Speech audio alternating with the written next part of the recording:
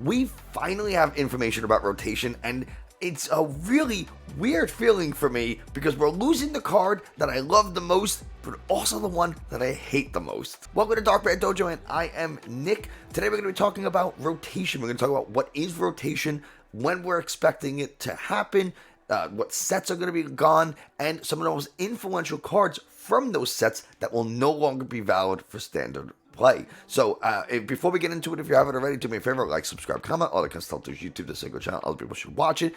I have a personal goal of getting to 5,000 subscribers by the end of the year, so if we hit that goal, I have a really cool giveaway.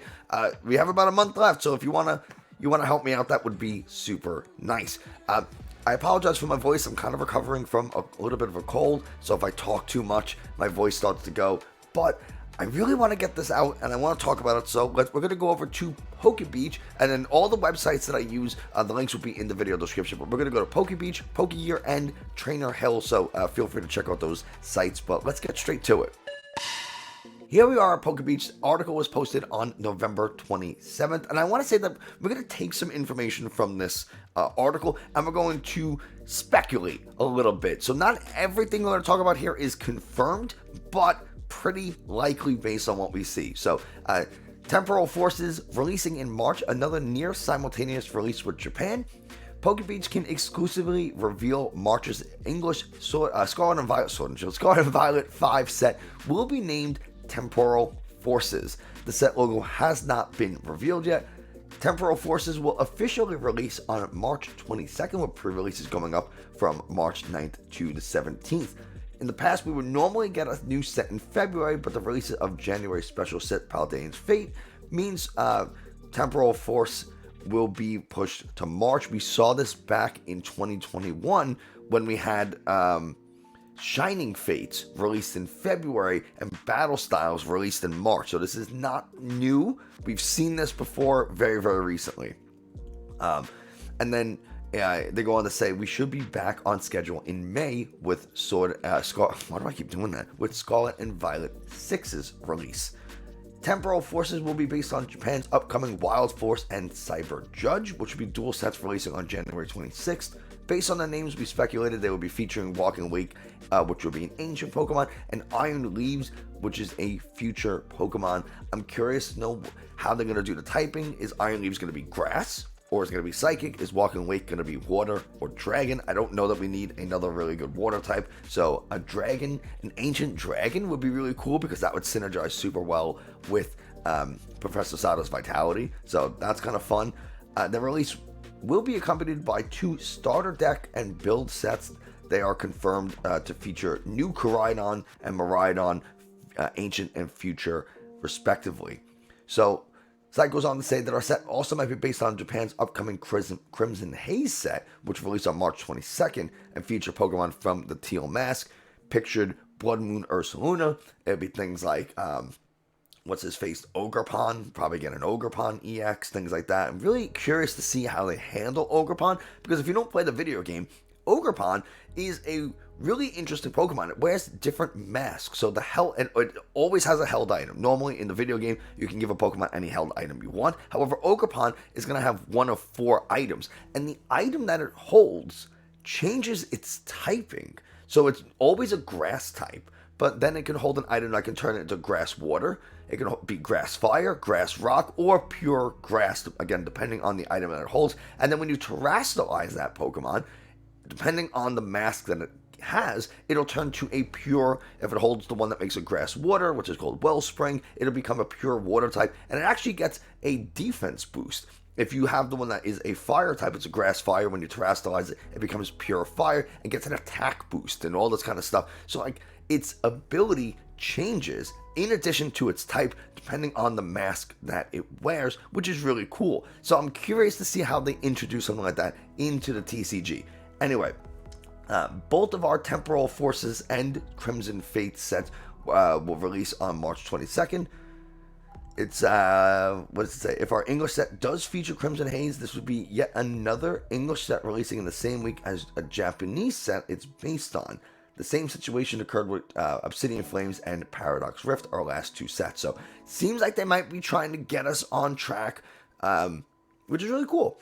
In other words, this could be another English set English set featuring a chunk of cards released in Japan a few months prior, then the rest of the set is cards releasing in Japan around the same time. And if this pattern continues, this would mean our set would be in sync with Japan's set every 3 months, with some exceptions, as some of our cards are cut.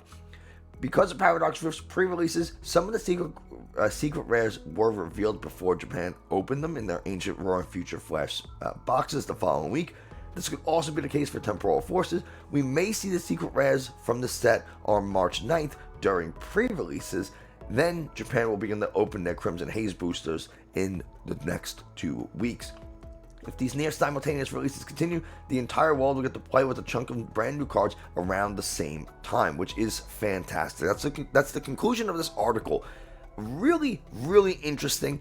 I love when sets are released around the same time, because Japan, so the Pokemon Company and the Pokemon Company International are not exactly the same. So the cards released in Japan are released much more frequently, right? We get them about every month or so, where we get them every 3 months. So you have these chunks of time where, a format might, like we saw this with Mew VMAX, for example. Mew VMAX, we had it for a few months before something like the Hustle Bark Mightyena was released, and even longer before Drapion V was released, and Mew was just running rampant. So you get these longer format things in the rest of the world than you do in Japan, because cards come out so the sets are delayed between Japan and the rest of the world. So the game is meant to be played based on Japan's release schedule, so the closer we can get to that, the better. So because of the release date of Temporal Forces, a lot of people are expecting that April 5th, 2 weeks later, is when these sets will become legal for competitive play, which is what a lot of people are speculating our rotation will happen around. There's a chance that it is a little earlier, there's a chance it's a little later. That's kind of our target date at the moment, what we're speculating. April 5th, 2024 is when we're expecting to undergo rotation. Now, what is rotation? If you look at a card, you'll see on the bottom left corner, it'll have a letter associated with it. D, E, F, G, whatever. Currently, all cards that have an E through F regulation mark, those letters are called regulation marks, are legal for standard play. Once we have rotation, all the cards with E as the regulation mark will no longer be valid for standard play.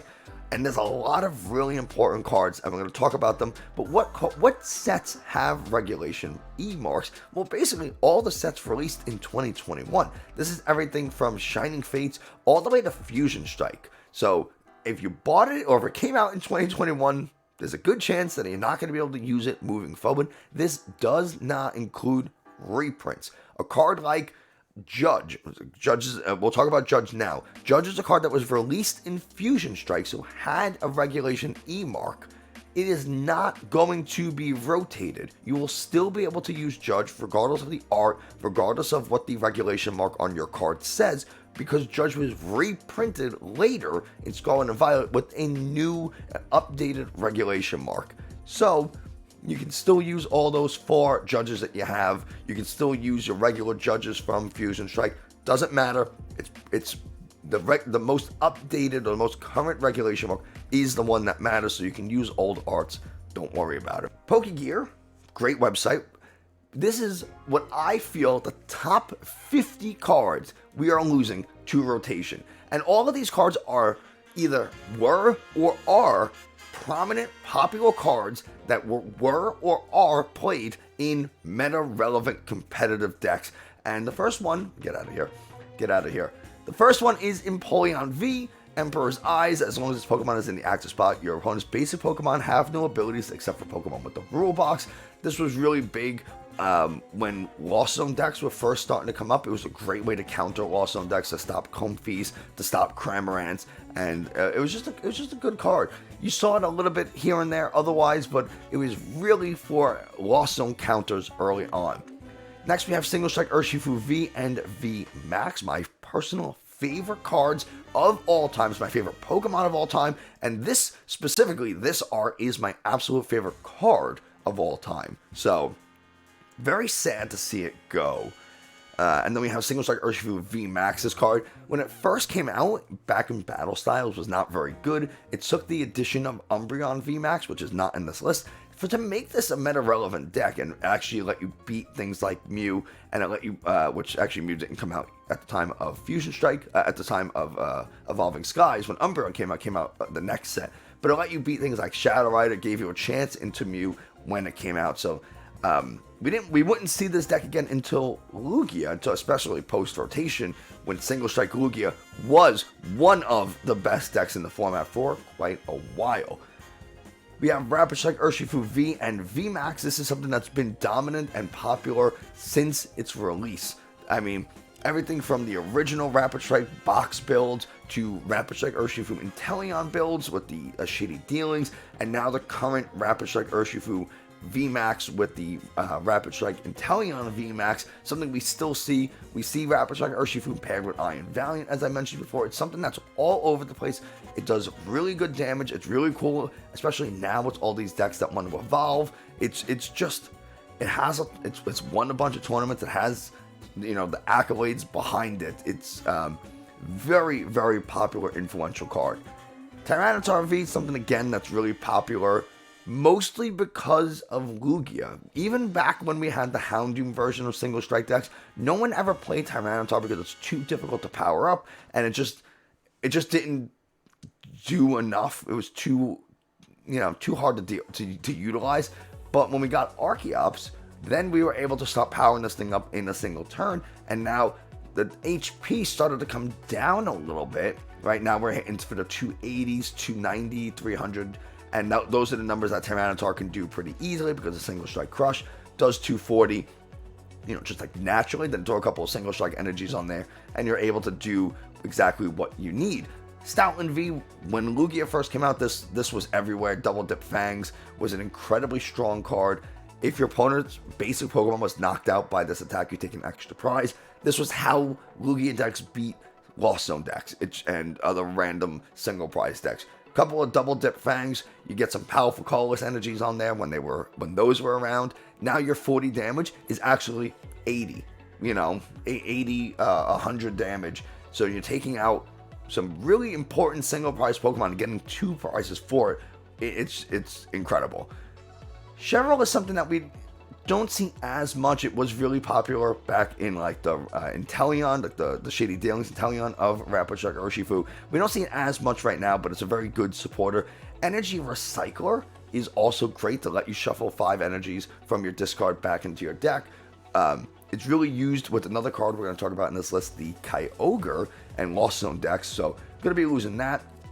Escape Rope, where you lose Escape Rope, both you and your opponent switch a Pokemon from your active with your Pokemon on your bench. Your opponent chooses first, and then you choose. Something we see all the time right now. It's very, very common. It's a very popular card. Fan of Waves, we don't see as much anymore. We saw it a little bit here and there when special energies were very rampant as a way to try to counter them, but again, not so much anymore. Level Ball. Level Ball is a card that we see constantly. Search your deck for a Pokemon with 90 HP or less. Just a very good card that is going to be leaving. Tool Jammer is, arguably one of the weaker cards on this list. We saw it for a little bit, but, now people are starting to talk about it a little bit more again because of the popularity of Snorlax Stall after winning a regional. So, Tool Jammer, just when this Pokemon, the Pokemon this card is attached to is in the active, your opponent's active tool cards aren't able to be utilized. So they can't use their Luxurious Cape, they can't use their Bravery Charm, they can't use their Forest Seal Stone, whatever. So really, it's an interesting card, just something we don't see much. We do, of course, have Rapid Strike and Single Strike energies to go with the Single Strike and Rapid Strike Pokemon. Ice Rider Calyrex V and VMAX was something that was a pretty popular deck and something that just did well at a regional. I think it was top 4 this last weekend. So again, something that's still pretty good. It hits for good numbers. There's not a lot of steel typing, so I was able to make use of not a lot of steel in the format. Good Pokemon. Another card that we just started to see pick up in popularity is the Mirage Step Curlier. Search your deck for up to 3 Curlier and put them onto your bench. We see this a lot in Gardevoir EX decks. It's going to be going away. Speaking of something that's going to ruin Gardevoir decks, is Shining Arcana is going away. Once during your turn, look at the top 2 cards of your deck and attach any number of basic energies you find there to your Pokemon in any way you want, and then put the other cards into your hand. Incredible, incredible ability. And then we have Brainwave, which does 60 damage, 30 more for each psychic energy attached to this Pokemon. We can power this thing up incredibly fast with something like the Gardevoir EX and Reversal Energy. So now you have this super powerful single prize attacker that Gardevoir relies on, and it's just going away, along with the Mirage Step, along with, they don't really use Escape Rope, but something that is very, very important to the Gardevoir deck, gone. Galarian Moltres, again, it was a very popular Mew VMAX counter because you can use the ability to get a dark energy from your discard and attach it to it, and then attach an energy for turn. If you had attached an energy last turn, you have a second way of accelerating energy, whether it's something like Dark Patch, Raihan, something like that. Now you can go ahead and attack very, very easily. You can easily get an energy onto this thing for free, energy switch onto a different Pokemon, and now attach return onto that new Pokemon. Now you just got 2 energies on that for free. So there's a lot of different ways we can use this, but something that's going to be going away. Avery is a supporter that's kind of ebbed and flowed, right? There's been times where it's pretty popular, depending on what was in format, took a back seat, and now you're starting to see it pick back up again. Draw 3 cards. If you drew any cards in this way, your opponent discards Pokemon from their bench until they have 3. So really good supporter. Echoing Horn, you put a basic Pokemon from your discards pile onto their bench. Again, something you'd see once in a while, but when it was used pretty effectively. Justified Gloves, again, probably one of the weaker cards on this. By the way, I'm doing this in order in which these cards appear, if you haven't noticed. The attacks of the Pokemon this card is attached to do 31 damage to your opponent's active Dark-type Pokemon. This had picked up in usage, and when I say picked up, I mean only became useful because of the existence of Charizard EX, the Dark-type Charizard EX from Obsidian Flames. So some decks needed to get that little bit of extra damage, and Justified Gloves is what let you do it. And now that we're losing that, maybe Charizard's a little bit better off. Speaking of things that we saw a lot in the past, well, I guess it's the opposite. Something we saw a lot in the past and not so much now is Melanie. Melanie was an incredibly useful supporter for things like Ice Rider and even Arceus V. Attach a water energy from your discard pile to one of your Pokemon V in play and then draw 3 cards, which means Arceus decks, when they were running all water energies with the Shady Dealings and Talion, you can go ahead, miss energy attachment for turn, and it would be okay because all you had to do was get a water energy into your discard, and then you can Melanie and attach a double turbo energy, and you were still able to attack, which is something that the biggest issue with Arceus decks is they miss turn 1 energy, and this made it so that it wasn't that big of a deal if you did, and we're losing it, and something we still see in some decks here and there, but, you know, not very common anymore. Path to the Peak. One of, depending on the deck you play, this is either the thing that makes your deck work, or this is the thing that kills your deck. And we're losing Path to the Peak. Pokemon with the rule box have no ability. That includes Radiance and everything else. Rule box Pokemon, Vs, EXs, V-Stars, V-Maxes, Radiance, they all have rule boxes. Turns off their abilities. So, you know, Giratina is, especially Arceus Giratina, is it's a Judge Path deck, right? A lot of times your answer is Path and Pray with certain decks, and now you just kind of have to pray. So I'm curious to see what decks really crumble from the loss of Path, or will we get a new stadium that replaces it? We'll have to find out. Suicune, we don't see Suicune anymore. We used to see it a lot when Ludicolo was really popular, and those cards were really popular in the Evolving Skies format, when you would just evolve your Lotad into your Ludicolo, and now your 2-prize Suicune, which can normally hit for max 220, is now doing 320. Then you attach a Choice Belt on there, and you're doing 350 to Pokemon Vs, enough to one-shot anything in the game at that time at least. So now we have this 2-prize Pokemon that's taking 3-prize uptrades thanks to evolving this Ludicolo, and both of them are going to be going. We do see the other two legendary beasts, Entei and Raikou, being pretty popular in the format right now. Those are not rotating because those were introduced in Brilliant Stars, which won't rotate until the following year.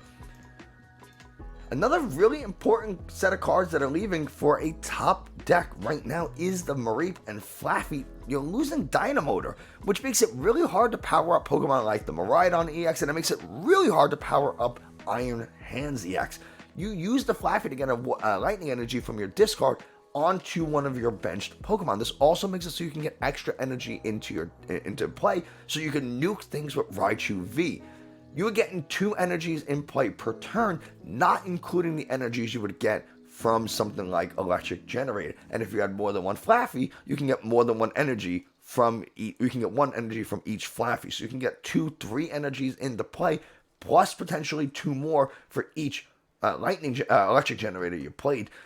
This really hurts that. So I'm curious to see how Miraidon decks respond or adapt. Do they go back to the Regieleki, or do we just not see them anymore? Be really curious, or really interesting to see. A card that I know a ton of people are super excited for leaving is the Medicham V with the Yoga Loop. It just lets you take an extra turn. You knock out something using Yoga Loop, which, by the way, it's not protected by something like the Manaphy. It is protected by the new Jirachi, but not the Manaphy. We don't see Jirachi as much as we thought we would, at least when it was first revealed. So this Yoga Loop, you knock something out by placing 2 damage cards on, and you just take a second turn. It's incredibly powerful. It's what makes decks like Iron Valiant Entei, Iron Valiant Rapid Strike Urshifu. Rapid Strike Urshifu in general kind of needs this Medicham, because you can attach a Rapid Strike energy, you can attach a double turbo energy, and just get the KO with the Yoga Loop and take that extra turn that sometimes your deck needs. Really good card, just gonna be gone. Duraludon, we saw it for a long time when special energies were very, very popular. It can't be damaged by a Pokemon that has special energy attached to it, and it had Shred, so it can hit anything it wanted, but not everything could hit it. 330 health, it has no weakness, being a Dragon type, so pretty cool. Plus, you can boost that damage even further if you attach a single strike energy on there, so that 220 could become 240, 260, if you were able to commit the energies to it. But we're also losing Raihan, which is a wonderful supporter, and again, something that we don't see it as much anymore, but we used to see it a ton of times. It was a very popular, influential card. You can only play this card when one of your Pokemon was knocked out during your opponent's last turn. You can take an energy card from your discard and attach it to one of your Pokemon in play. If you do search your deck for any card you want, you have to meet those 2 conditions first. You have to have a Pokemon that was knocked out during your opponent's last turn, and you have to have an energy in your discard in order to use Raihan. But if those conditions were met, not only do you get free energy acceleration, but you get any card out of your deck. It is great. A card that is not great, it is great, and I'm very happy to see it go, is the Kyogre from Celebrations, the Aqua Storm Kyogre. Aqua Storm, discard the top 5 cards of your deck and use 2 of your opponent's benched Pokemon. For each energy you discard from those 5 cards, you do 50 damage to those 2 benched Pokemon. So you can do 250 damage maximum to 2 of your opponent's benched Pokemon. That is insane. You can get 4, maybe 6 prizes in a single turn, depending on what you're playing and how you set up your damage previously. Incredibly strong card. Very happy to see it go. Flying Pikachu VMAX won, I'm pretty sure, right? It won Worlds. It won Worlds. Max Balloon. Lightning Double Colors, 160. During your opponent's next turn, prevent all damage done to this Pokemon by attacks from basic Pokemon. This was at a time where basic Pokemon were pretty popular. It worked, and also it was at a time where things like Palkia was very popular. Palkia is weak to lightning. This is technically a lightning Pokemon. So now we're hitting that Palkia that's lightning weak for 160. Oh wait, now we actually do 320. So even if they have a big charm on there to go up to 310 health, which is something that Palkia decks did do when that was available to them, you're still taking the one shot, and they can't come back with the Suicune and take an easy prize. They can't use Hydro Break on the Palkia V. They have to have another Palkia V-Star, but Palkia V-Star doesn't do enough to one-shot the Flying Pikachu. So now you have to deal with this Flying Pikachu that's when a one-shot you can't one-shot back, and you still have to deal with those Arceus V-Stars, so they, it can be really challenging. And, it won Worlds. And it was, again, a very popular pick for a while. Even fairly recently, because of the popularity of Lost Zone decks and other big basics. Flying Pikachu, pretty cool. Mysterious Tailed Mew, another card from Celebrations. Once during your turn, look at the top 6 cards of your deck if this Pokemon is in the active and get an item card that you find from there. Things like Growing Moon, Gardevoir, there's a few decks, some of the Charizard decks, utilize this card to find items so that they can make their deck happen, where they're going to find a rare candy, they're going to find whatever they're trying to look for, a Battle VIP Pass, it doesn't really matter. It just lets you get an item card when it's in the active, and now we're losing that. Something else Gardevoir decks take a hit on is the loss of Zacian V. Roar the Sword lets you search your deck for a Psychic Energy attached to one of your Pokemon if you use this ability, your turn ends, but that's not, that's great if it's turn 1 and you're going first, or even turn 2, I guess, if you're not going to Mirage Step. Turn 1 going second, you can't even Mirage Step turn 1 going second because you need to evolve into the Curly. So this is a great option for your first turn to just get an extra energy into play. And then Storm Slash, it's the same as Brainwave. It does 60 damage, 30 more for each Psychic Energy attached to this Pokemon. We can power it up again with the Gardevoir. We can't use the Reversal Energy, but that's kind of okay. We just got to get a bunch of energies onto this thing, and now all of a sudden it's just a big nuke. It has a lot of health, so things like Iron Valiant. It makes it a little bit harder for them to deal with it because, again, you had that big 220. So, pretty cool card, and something that Gardevoir deck's been running for quite a while, and is going to be leaving rotation. Something else was a little bit more of a niche pick, but still pretty good, was the Crabominable V. Destroyer Punch does 90 damage and 60 more damage for each damage counter on your opponent's active Pokemon. So you just kind of ping it a little bit, and then all of a sudden, you're hitting for, a lot of damage with this Crabominable. If you put 2 damage counters on one of your opponent's Pokemon, or let's say it's the active, so they have 2. Now Destroyer Punch does 60 for each damage counter. They have 2 damage counters, so now you're doing 120. 120 plus the base 90 is 210. But they already have 2 damage counters on it. That's 230. That's knocking out every basic Pokemon V or EX that we see, which is really annoying, assuming they don't have something to boost their health, but that's still really good damage for just 3 energies, and we have a ton of stuff to put damage counters onto Pokemon, including Inteleon V and Inteleon VMAX. This is the Rapid Strike version. It's a Water-type Pokemon, so it synergizes with the Crabominable V.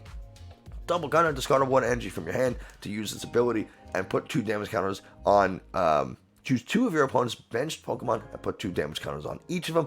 This was one of the biggest abusers of Cheryl, because for a long time, Pokemon just weren't doing enough damage to hit that 320 threshold. So you do 280, 290, 300, and because of G-Max Spiral puts the energy back into your hand to do more damage, now you have no energy on this thing, so you can just Cheryl for free, and then attach the energy from hand that you put back from G-Max Spiral, so it never gets discarded with Crushing Hammers, it never gets put back to the bottom of the deck with Fan of Waves. It's safe in your hand. So unless they Marnie, Judge, or Iono, depending on the format we're playing, you kind of kept that energy. And if you have an Octillery in play, then it doesn't matter if your hand goes bye-bye, because then you just search your deck for that Rapid Strike energy with the Octillery anyway, which is a card that's rotating that I didn't include on this because 50 was a nice even number.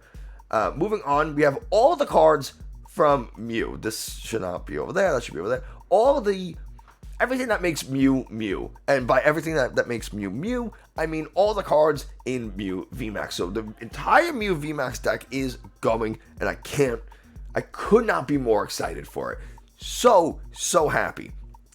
We are losing Cross Switcher, which is pretty interesting. It's something that a lot of decks still utilize. It's a very popular way of being able to boss up an opponent's Pokemon while still playing a supporter. We see this with Roaring Moon, we see it with Chien-Pao, we see it with Lost Zone decks from time to time.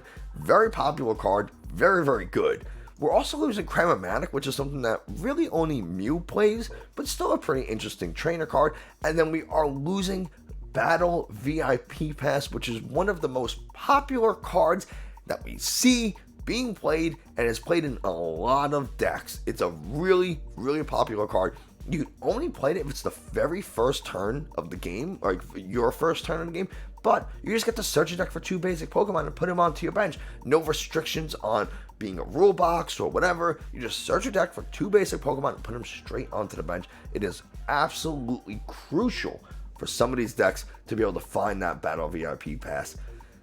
And I don't know what's going to happen once it's gone. So very quickly, I just want to take a look at some of these popular decks. We're Trainer Hello. This is the Skeletonless Generator. And I just want to look at some of the decks and the cards that are going to be leaving. You see the Mirage Step Curlia is played constantly. We have Level Ball is played in here at a 4 count. We have Avery is played with a 2, sometimes 3 count.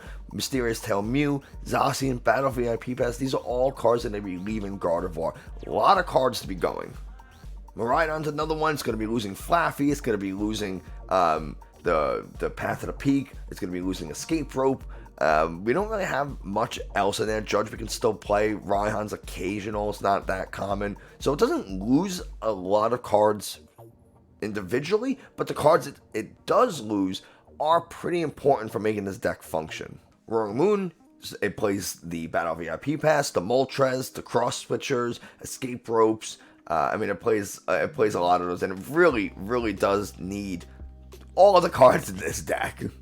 While some decks are losing Battle VIP Pass, Energy Recycler, the Kyogre, and those are dependent on if they're playing the Kyogre version or if they're playing like the what we call the Stones version, like with the fusions, the Forest Hill Stone, Raikou, and the Dragonite, all that kind of stuff. But Battle VIP Pass is super important for this deck. So is Escape Rope. Having a lot of switch options is really important. We can make the same statement about Lostina, which is going to have the Escape Ropes. It's going to have the Battle VIP Pass, and it's going to have Path to the Peak, so it loses quite a bit as well, as we mentioned. One of the decks to be hit the hardest is one of the newest. It loses the Medicham, which is what makes this deck function. It loses Battle VIP Pass, Escape Rope. It loses, those are like the big ones, but it's still really important for this deck to have those cards. Finding those Battle VIP Passes, using the Medicham, the Yoga Loop, is how this deck functions, and we're losing a quarter, or I guess a third, of our switch options, if you're not counting the Gen Energy. This deck runs 4 switch card and 4 escape ropes, and guess what? You're losing a third. You're losing 4 escape ropes. Now, unless we get another switch card, it's just, I don't know. I don't see how this deck continues to function with the loss of both Medicham, Battle VIP Pass, and the escape rope. It's just, I don't know. So there you go. That's some of the top decks in the meta right now. Some of the more popular ones. Again, obviously, we don't need to talk about Mew. We don't need to talk about like Rapid Strike Urshifu or Rapid Strike Inteleon, because those are just gone entirely. The entire single strike package, whether it's single strike Lugia or whatever, is all gone. So we don't have to talk about those. We know they're just going, and it makes me kind of sad. So let's wrap this up. Thanks so much for watching. I hope you enjoyed, found this informative. If you did, like, subscribe, comment. What card, I want to know, tell me in the comments below, what card are you most excited for leaving, and which one are you most devastated by leaving? I already told you, for me, I'm most excited for Mew VMAX to finally leave us, but it means I got to give up my boy Urshifu, so I'm really hoping that we get another Urshifu EX in the very near future. But that's going to do it for us today. Thanks so much for watching, and I hope I already did all that. I'll see you next time. I want to give a special shout out to the YouTube members Black Wins, Mike the Highest, Fernando Ortiz, Chin Pokemon, and Eric N. Thank you all so much for your support. It really means a lot to me. And if you want to become a channel member, you can go ahead and click the channel member button somewhere at the bottom of the page. I'm not really sure. I haven't done it myself.